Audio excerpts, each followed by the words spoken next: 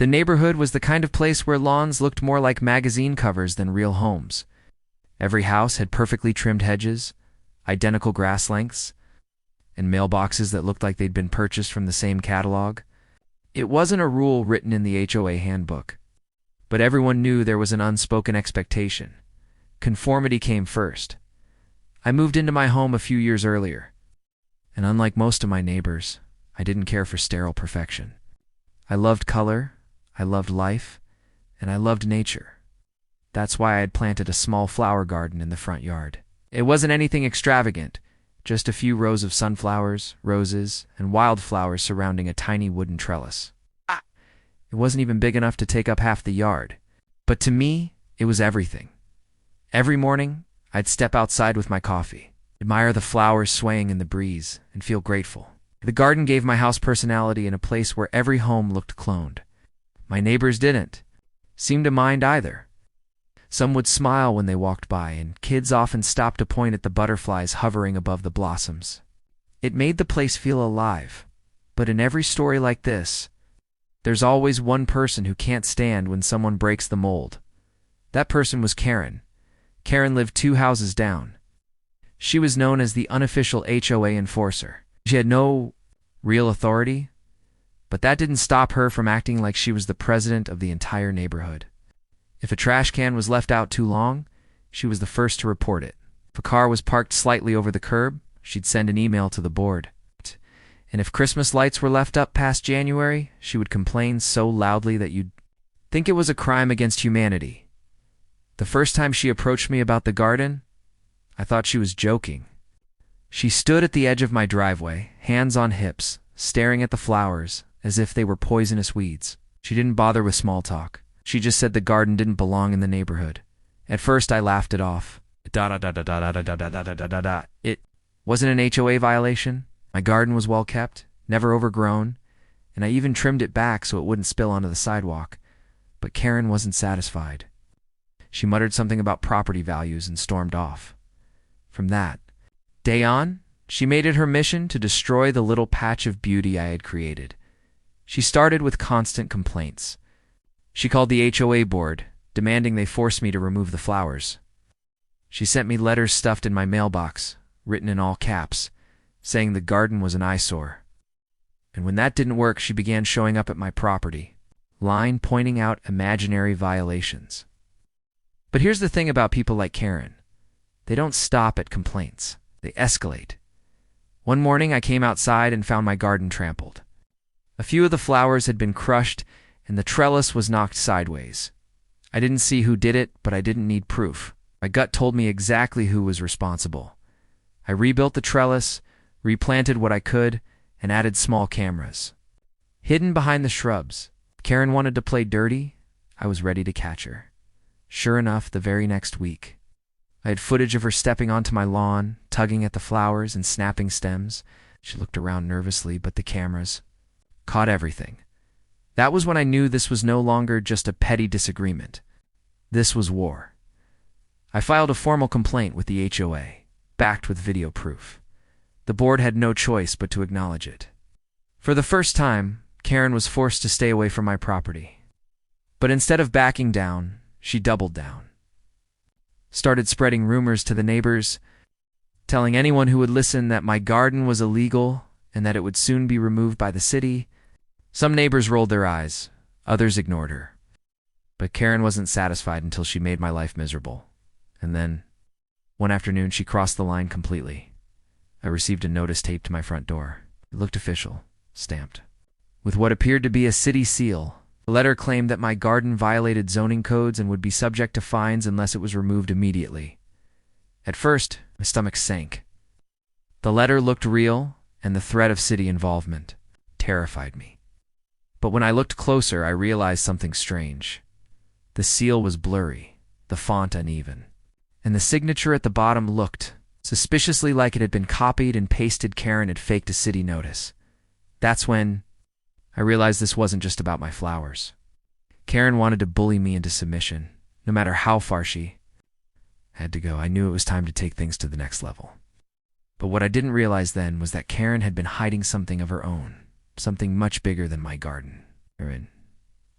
When the real city inspector showed up, her secret would unravel in a way she never saw coming. The forged letter sat in my hands, its edges curled from being taped to the door in a rush.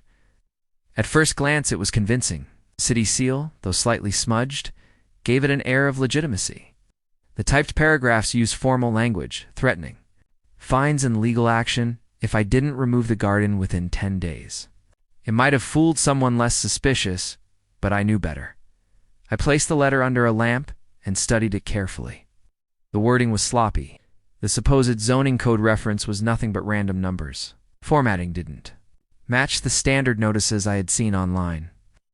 And then, the most damning part, the signature at the bottom belonged to someone I recognized. I had seen it scribbled across neighborhood petitions and petty HOA complaints before. It was Karen's handwriting, scanned and pasted onto the page. I kept the letter as evidence, sliding it into a folder where I had already been collecting records of her harassment. Photos of the trampled flowers, screenshots of her text messages. The footage from the hidden cameras was all stacking up. She wasn't just a nosy neighbor anymore. She had crossed into criminal territory, but I wasn't about to confront her directly. That would be playing her game, and Karen thrived on drama.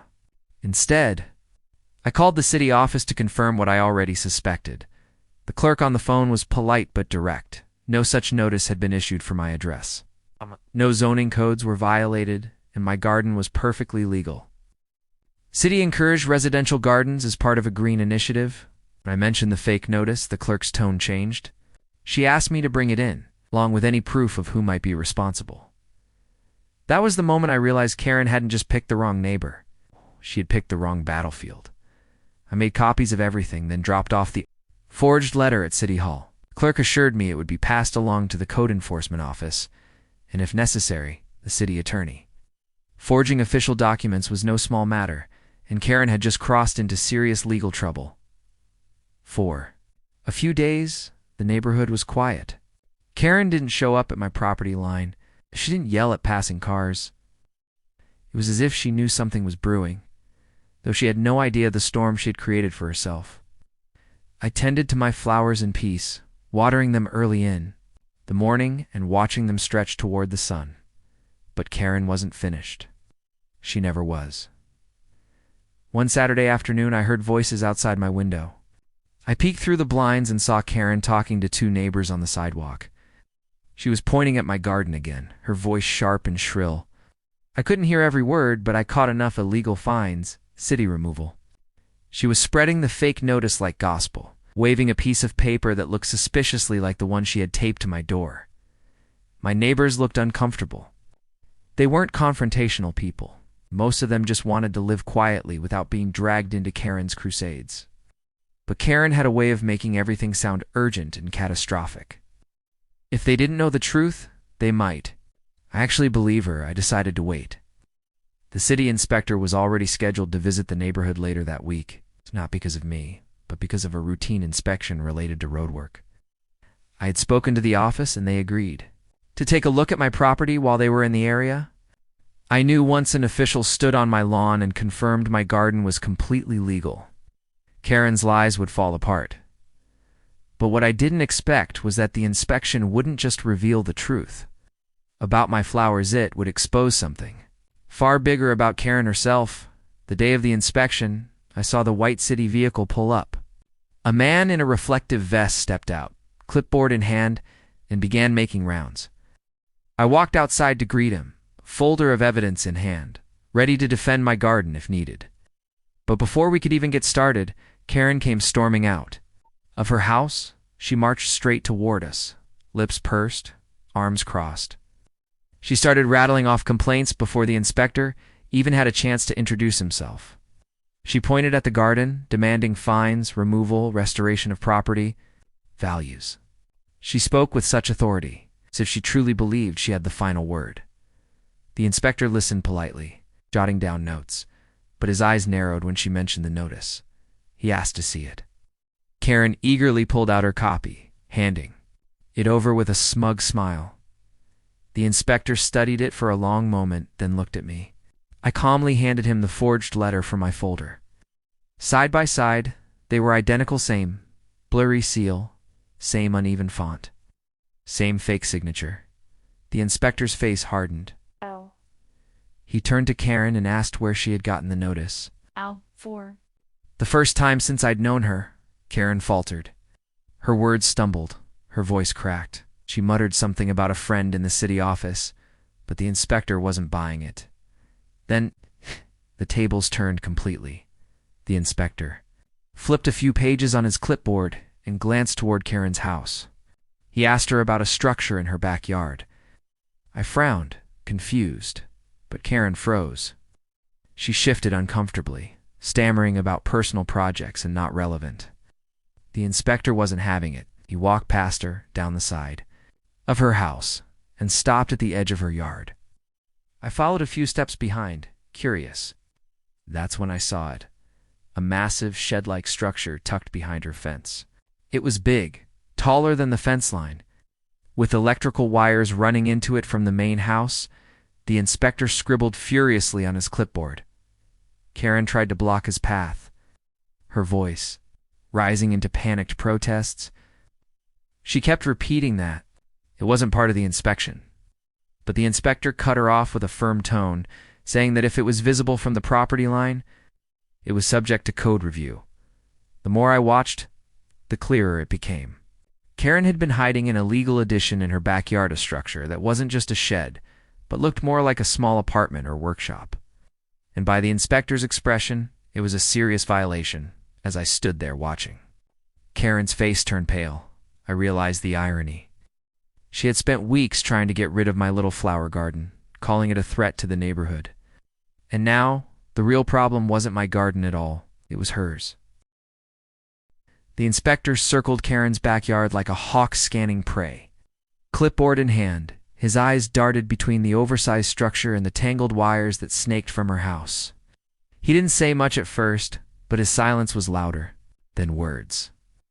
Karen, on the other hand, was unraveling in real time. She trailed behind him, voice pitched high with excuses.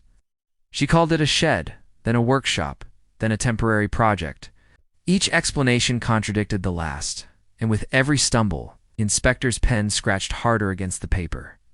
I stood a few steps back, half hidden by the fence, watching the scene unfold.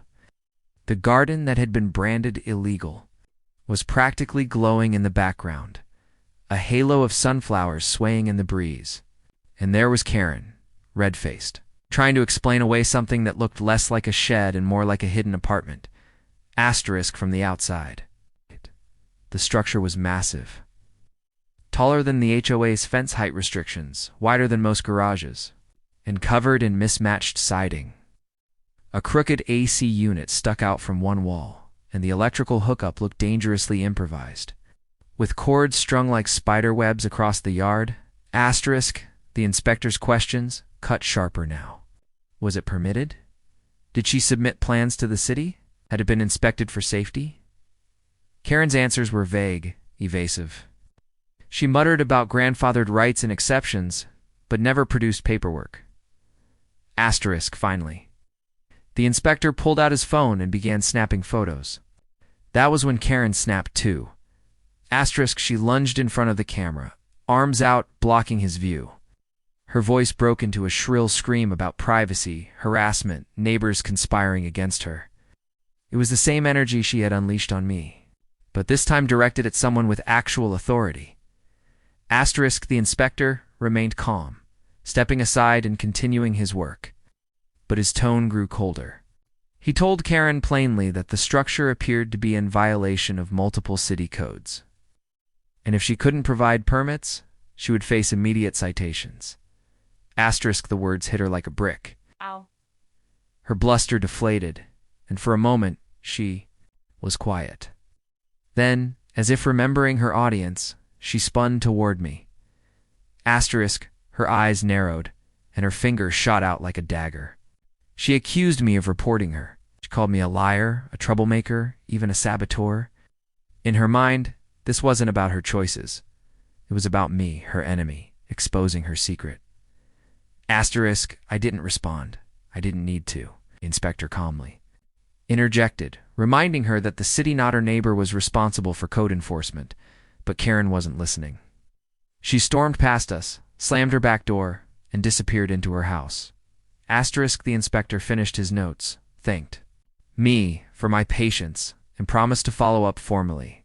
He assured me my garden was not only legal, but commendable. The flowers were part of the city's beautification goals. He even suggested I apply for a small grant the city offered for community gardens. The irony was almost too perfect. As the city vehicle pulled away, I felt a strange mix of relief and anticipation. Relief that my garden was safe. Anticipation for what was about to happen next. Karen's world, carefully constructed around control and intimidation, had just begun to crack. And cracks have a way of spreading. That evening, I noticed Karen's lights blazing long into the night. Shadows flickered in the backyard as she moved around the illegal structure. At one point, I heard the metallic clang of tools, the hiss of something heavy being dragged across the concrete. She was panicking, scrambling to hide what couldn't be hidden, but it was already too late. Days later, a white envelope appeared in her mailbox. Unlike the forged letter she had taped to my door, this one was real. The city's seal was crisp, the language precise. From where I stood on the sidewalk, I could see her rip it open and skim the contents. Her face drained of color, her knees buckled, and for the first time since I'd known her, Karen looked small. The notice ordered her to cease use of the backyard structure immediately. It required her to submit plans for review or face daily fines. Worse, it threatened mandatory demolition if the violations weren't corrected. That should have been the end. A reasonable person might have accepted defeat, admitted fault, and taken steps to fix the problem, but Karen wasn't reasonable. She didn't see it as a consequence of her actions. She saw it as revenge, a war she couldn't afford to lose. And so she launched her counterattack. It started subtly, with whispers to neighbors about how I had sabotaged her property. Then came more letters, unsigned but obvious in tone, warning others that my garden would bring down their home values. When that didn't work, she escalated further, filing petty complaints with the HOA about everything from the color of my shutters to the placement of my trash bins. But she underestimated something crucial. The neighborhood was watching. They had seen her tantrums. They had heard her shrieks. They had noticed the inspector's long visit to her yard. For years, Karen had thrived on fear, neighbors too polite or too tired to stand up to her. But now, with her secrets exposed, that fear was crumbling. And with every desperate move she made, her credibility shrank further. I thought I had seen the worst of her. I thought the forged letter, the trampled flowers, the backyard lies were the peak of her obsession. Karen had always been a thorn in the side of the neighborhood, but after the inspector's visit, she became something far more dangerous. Losing control wasn't something she could accept. Every fiber of her being was wired to dominate, to intimidate, to make others bend to her rules. And now that her authority had cracked, she decided the only way forward was to double down. The retaliation began with whispers, but not the casual gossip she used to spread at block parties. This time, she weaponized fear. She cornered neighbors during morning walks, leaned across fences, and made late-night phone calls. She told them that my garden was a violation waiting to happen, that it would bring property values crashing down, and that the inspector was only pretending to approve it because I had bribed someone at City Hall. The stories grew more ridiculous with each retelling. To one neighbor, she claimed my flowers harbored rats. To another, she said they were attracting dangerous bugs. She even told a young couple down the street that I was secretly planning to expand the garden into a full-blown farm, complete with chickens. But Karen miscalculated something crucial. The neighborhood's patience was wearing thin. For years, her complaints had gone unchecked because no one wanted to deal with the stress of standing up to her. But after the inspector's visit, people had seen the truth with their own eyes. They knew my garden wasn't the issue. They knew Karen was hiding something far more serious. And while most didn't confront her directly, they stopped listening. Still, Karen wasn't finished. When whispers didn't work, she escalated to paperwork. Asterisk. I started receiving official-looking HOA violation notices in my mailbox. At first, they were about small things: the color of my shutters, the placement of my trash cans, the height of my mailbox. None of it made sense. None of it matched the HOA handbook. And when I cross-checked with the board, I learned the notices hadn't come from them at all. Asterisk. Karen had been forging HOA letters just as she had forged the city notice. Asterisk. I added them to my growing folder of evidence. Every fake letter, every baseless complaint, every recorded incident, it was all there, building into a story too large for her to escape. But Karen still wasn't finished. Late one night, I was woken by the sound of crunching gravel outside my window. I pulled the blinds aside just in time to see a shadow moving through my garden. My camera caught it too. Karen crouched low, scissors in hand, snipping flower stems at their base. Her face was twisted in rage, his eyes darting around as if she knew the risk but couldn't stop herself. Asterisk. The footage was undeniable. It was vandalism, plain and simple. I saved the recording, uploaded a copy to the cloud, and sent it to the HOA board the next morning. This time, there was no way they could ignore it. Asterisk. And yet, the board dragged its feet. Asterisk. They had tolerated Karen's antics for years. Some members were afraid of her, others simply too weary to confront her head-on. Their response was vague, promising to review the matter and take appropriate action. It was the same evasive language they had used before. Asterisk. But the neighborhood had reached a tipping point. Asterisk. It started small, with neighbors quietly approaching me on walks, shaking their heads at Karen's behavior. One elderly couple confessed they had dealt with her harassment for years, forced to repaint their fence twice because she claimed it was the wrong shade of white. Another neighbor admitted Karen had once tried to fine him for leaving a basketball hoop in his driveway.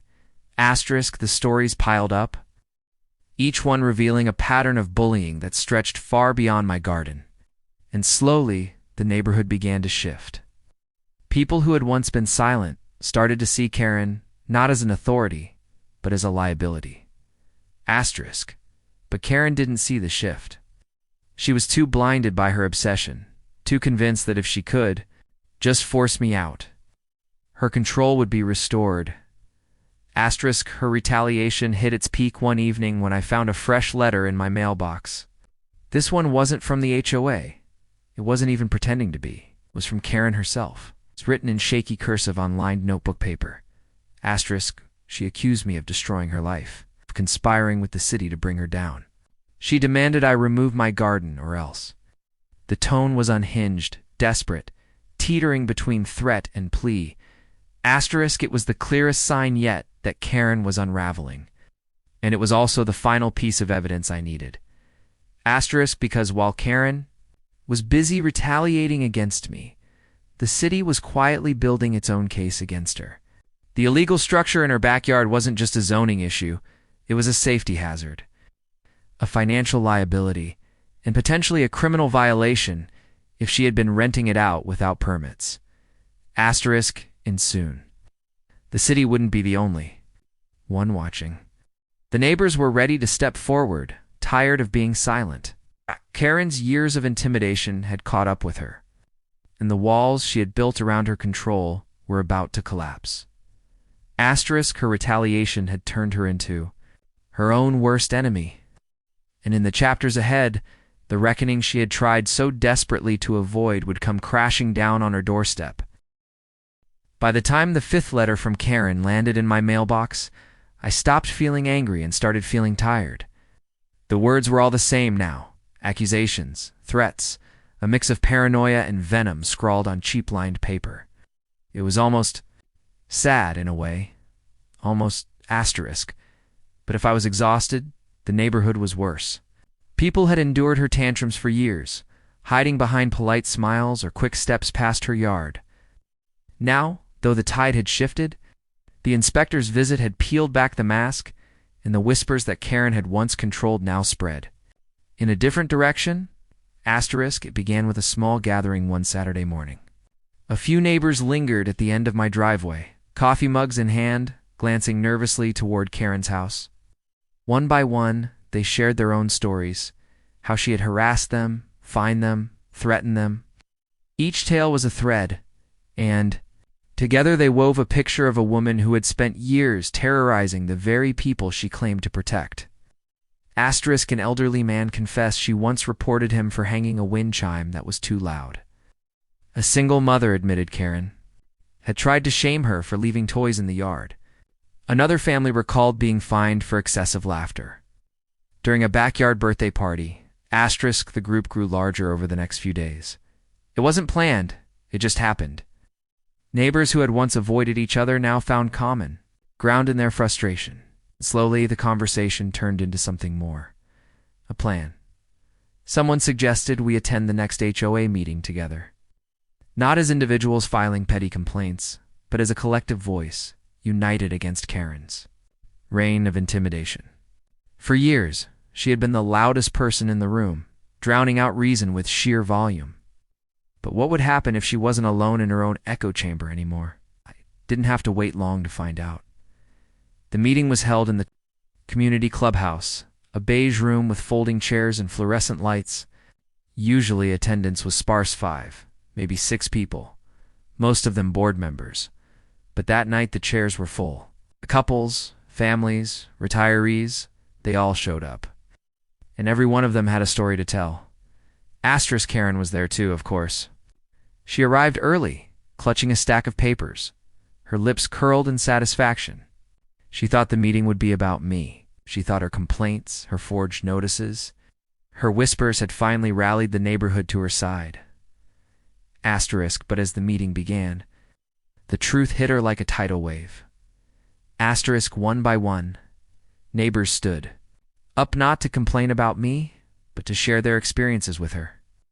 The wind chimes, the toys, the laughter, the basketball hoop. Each story was a brick pulled from the wall she had built around herself. And with each voice, her face grew redder, her papers trembled in her hands. Asterisk, the board listened, wide-eyed. They had known Karen was difficult, but they had never seen the full scope of her control until that night. And when I finally stood, folder in hand, I laid down the evidence. The fake HOA letters, the vandalism footage, the forged city notice. The room fell silent. Karen tried to shout, tried to interrupt, but the tide had turned. For the first time, her voice was drowned. Out not by another single voice, but by a chorus. Neighbors who had been quiet for years now pushed back, telling her to sit down, to stop lying, to let others speak. Asterisk, by the end of the meeting, the board had no choice but to act. They announced an investigation into Karen's behavior and promised disciplinary action. For once, Karen wasn't the enforcer. She was the accused. Asterisk, she stormed out before the meeting ended, papers spilling from her hands, muttering threats as she slammed the door. But the damage was done. The spell she had cast over the neighborhood was broken. People who had once avoided eye contact on the sidewalk now smiled and nodded at each other, united by the shared relief of finally standing up to her. Asterisk, but while the neighborhood had turned against her, the city had not yet had its final say. The illegal structure in her backyard loomed over everything, a physical reminder of her hypocrisy, and the inspector's notes had already set things in motion. Asterisk Karen could fight neighbors. She could intimidate the HOA, but soon she would learn that the city wasn't so easy to bully. The HOA meeting had stripped away the illusion of Karen's control, but the real hammer hadn't fallen yet. It belonged to the city. Asterisk 2 weeks after the confrontation at the clubhouse, a convoy of white trucks pulled into the neighborhood. Code enforcement officers, utility workers, even a police cruiser. They weren't there for me. They were there for her. Asterisk neighbors watched from porches and sidewalks as the officers marched into Karen's yard. Clipboards flashed, cameras clicked, and voices carried over the fence. Karen came out screaming almost immediately, her voice cracking with panic. She waved her arms, shouted about conspiracies, and tried to bar their entry. But the police officer at her gate didn't budge, simply nodded, and the inspectors filed in. Asterisk, within minutes, the truth of her backyard shed was laid bare. Asterisk, it wasn't a shed at all. It was an illegal rental unit. Inside, the inspectors found makeshift wiring, exposed pipes, and fire hazards at every turn. The electrical cords I had seen weren't just sloppy, they were dangerous. Strung together with tape and run through holes drilled straight into her house. Worse, there were signs someone had been living there. A mattress pushed against the wall, piles of clothes, food wrappers, even a space heater buzzing on the floor. Asterisk Karen had been running a secret rental behind her fence, unlicensed and unsafe. And in her obsession with my little flower garden, she had drawn the inspectors straight to her biggest crime. Asterisk, the citations piled up quickly: unpermitted construction, unsafe living conditions, illegal rental operation. The fines alone were staggering. But the city's order was clear: the structure had to be demolished. Not next year, not in 6 months, immediately. Asterisk, the news spread like wildfire through the neighborhood.